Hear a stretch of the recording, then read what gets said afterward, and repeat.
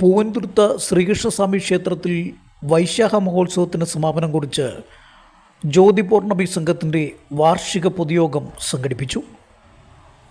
ക്ഷേത്രാങ്കണത്തിൽ 46ാമത് വാർഷിക പൊതുയോഗം തിരുവഞ്ചൂർ രാധാകൃഷ്ണൻ MLA ശനിയാഴ്ച ഉച്ചകഴിഞ്ഞ് 3:30 ഉദ്ഘാടനം ചെയ്തു. ജ്യോതിപൗർണമി സംഘം സംസ്ഥാന പ്രസിഡന്റ് മാലേത്ത് സരളാദേവി MLA അധ്യക്ഷയായി.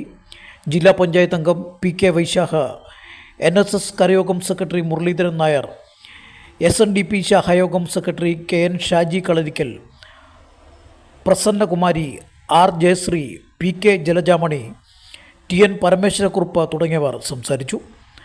SSLC പരീക്ഷയിൽ ഏറ്റവും കൂടുതൽ മാർക്ക് വാങ്ങി വിജയിച്ച അഭിഷേക് കൃഷ്ണന് പടിഞ്ഞാറേക്കാലായിൽ ഗൗരിയമ്മ സ്മാരക അവാർഡ് യോഗത്തിൽ വെച്ച് സമ്മാനിച്ചു. News bureau, Kottayam.